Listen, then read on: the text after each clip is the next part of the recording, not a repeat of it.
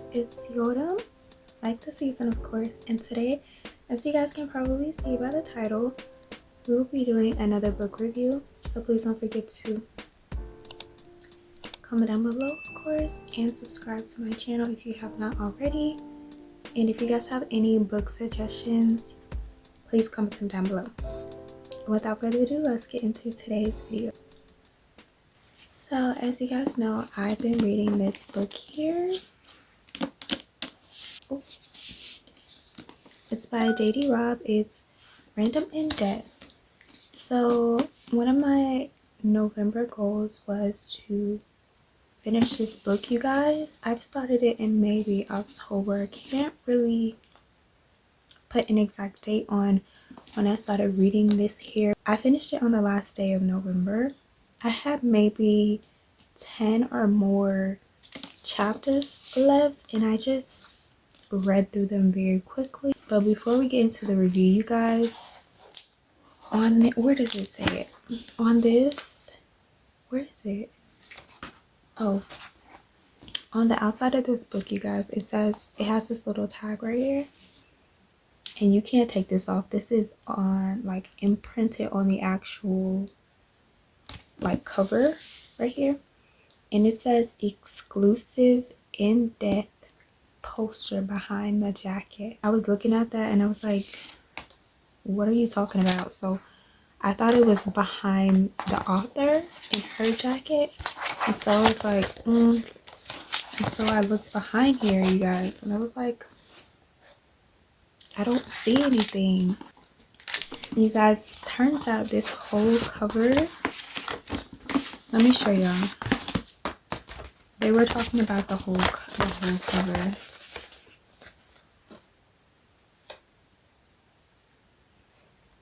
Can y'all believe that?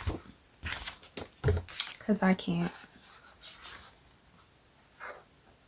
Look how cute this is, you guys. Maybe I'll take it off while I tell you guys about this book. So here's how it looks without that cover. It's a little boring without the actual cover, but we're not here for the cover. We're here for the contents in the book. I want to get my rating on this book. I have not done like my little book reviews that I do on Instagram because I no longer have that tab up. I'm doing some like reconstructing with my Insta. If you guys go to my Insta and see pretty much nothing,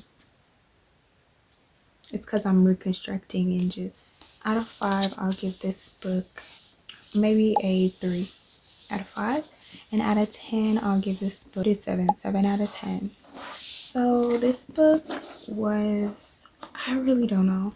I started reading it, it was okay. It was a little bit intriguing in the beginning, and I tried to predict how things would end and how things would kind of move along, what the climax of the books was going to be. I do that with every book. Reader things. If you're a reader, you know, like, just try to predict how things are going to go and what I think is going to happen. It was quite dull. It was dull. Things worked out in the end. It was a happy ending. That, I'm not gonna put quotations. It wasn't happy. It was a happy ending. The murderer ended up getting caught and going to jail, so that was like a high point. That was like the conclusion of the story. So you think I would be really happy, and I am, you know, happy that the killer was eventually found and there were no other victims. I felt that this book focused a bit too much on the cops as opposed to, I don't know, but I don't know what else or what other characters she really would have focused on, and how that would have really made the book more intriguing and interesting. It's not that I couldn't relate to any of the characters, I couldn't, but I don't think that was a reasoning. I don't think that was a main point in me not really liking the book. I think it was more so just more of the focus being on the detectives and really investigating and trying to come to an end conclusion. And make sure that there were no other victims, and just really trying to find the culprit. And although that's a really good plot, it was very predictable. Not as far as who the victim was or anything. Not the victim, but the murderer, the killer. The book was too follow along. It was too simple. There was no complexity, no real deep, insinuating thought that I was going through. When, you know, it was just very free flowing. Didn't have to really analyze or overanalyze or overthink. It was so boring. Like, I was like, where's the complexity? Where's the... It didn't have a lot going on with it. I wasn't out of my seat at all.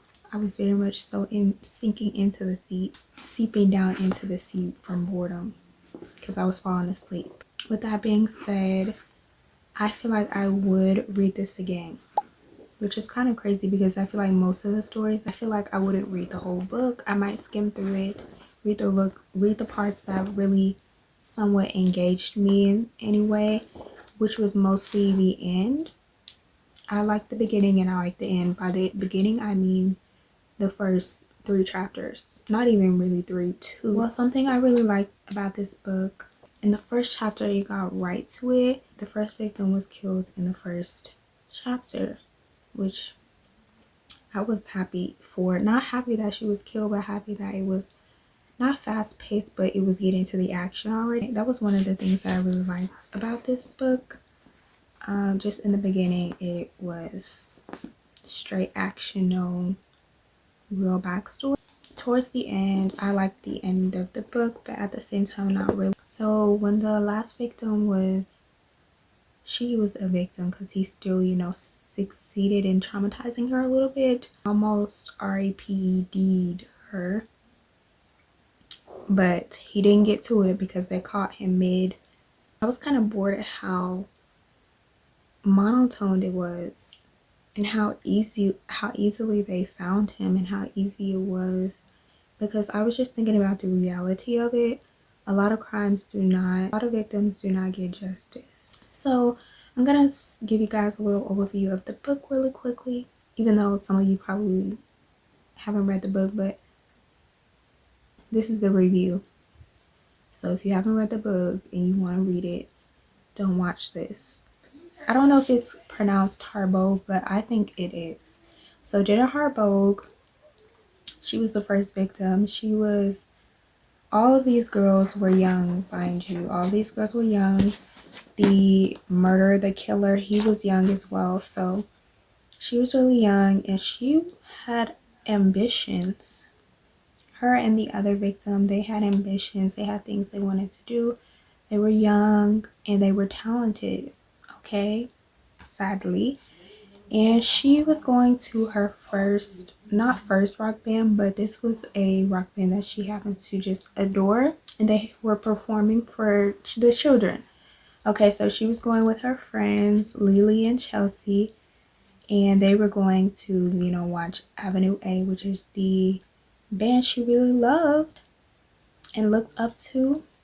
They were going to watch them perform. So they went there. Unfortunately, she ended up being stabbed in the crowd and she died. Okay, so she was the first victim. Second victim, I don't remember too much about her. She was at an outside concert where there were a lot of people around, and so he stabbed her in her arm as well. The young boy that was stabbing people, and it was mostly girls, he was around their age. He actually was about to be 17 or 18.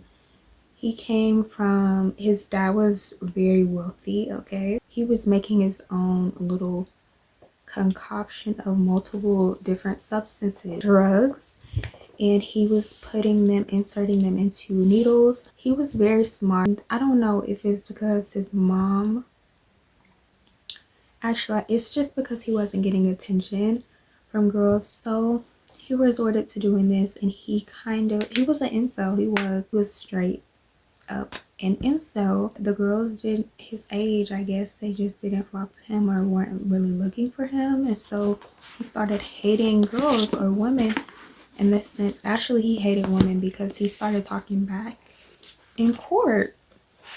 And the cop that was again over this whole investigation, she was a woman, and so he really didn't like that. He didn't respect women because he had his own little narrative that women were mere little people, barely human.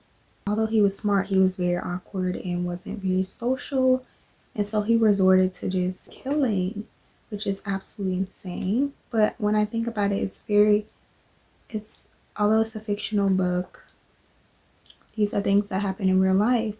Women are killed for saying no. So it's a very realistic topic. It's nothing, the topic is not fictional, out of this world, made up. His third victim, she almost was a victim, okay? He wasn't able to stop her because, actually he did stop her, but she had on a coat and then she had on a shirt, so there was layers. And then his last victim, he wasn't successful in killing the last girl either, but she happened to be traumatized. You know what? Two of them were traumatized, but they weren't killed. That's the book. Nothing more, nothing less. Again, the book was more so about the cop's perspective and really talking about the cop's life. I didn't expect that point of view. And even though, you know, when things happen unexpectedly, it's kind of shocking, but it wasn't shocking and true. I was like, this is gonna be boring, because if they keep talking about this cop's life, and also the cop's life was boring, so it's like, how you're gonna make it from her perspective? I didn't really care about if it was from the cop's perspective or not, because I mean, who else's perspective would it be through?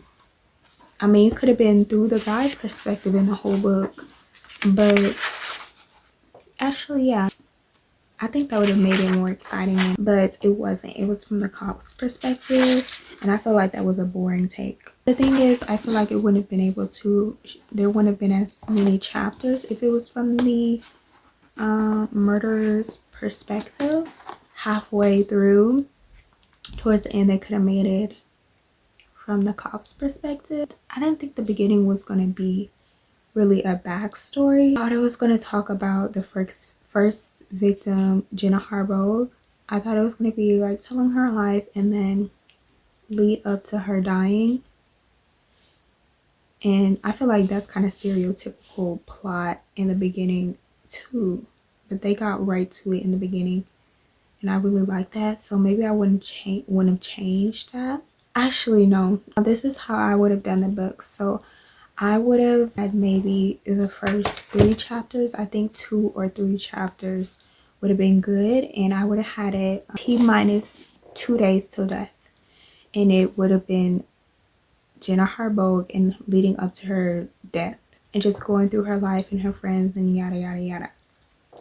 Then after she died, okay, it would have talked about the investigation a little bit and introduced the cop, then a little monologue leading up to the next victim, and then it would have been T-minus 2 days again for the next victim, T-minus 2 days till death, and it would have been just describing in detail something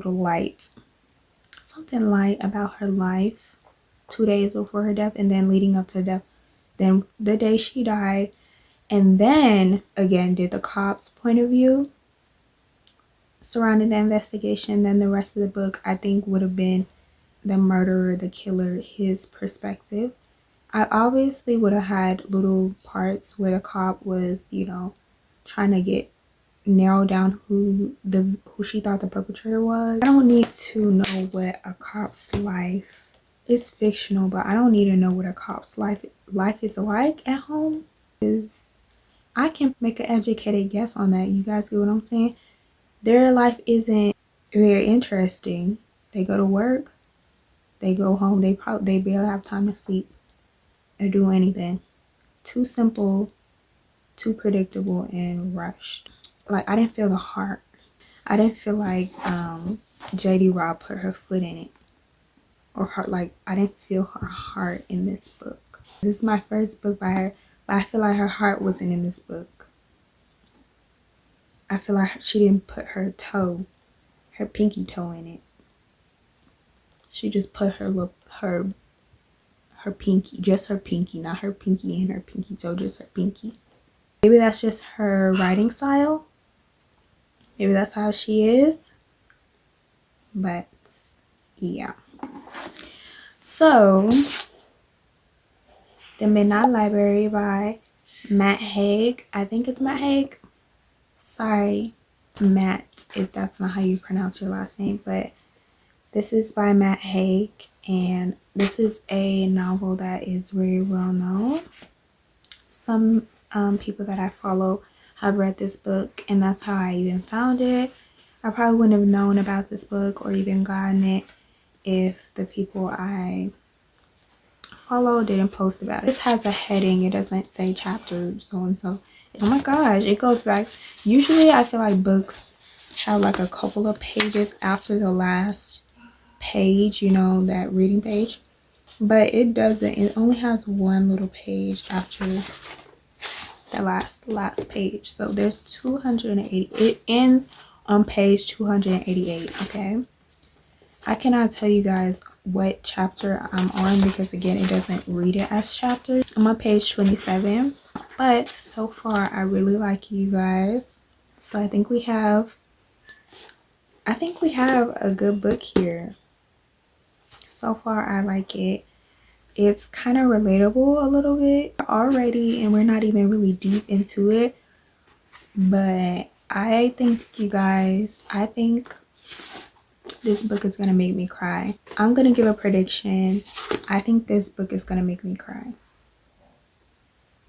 because low-key it almost did. This gives wisdom already, wisdom and infinite perspectives. So I hope I'm right, and I hope I really enjoy the rest of it because so far I'm really enjoying it as we speak. I haven't read it today.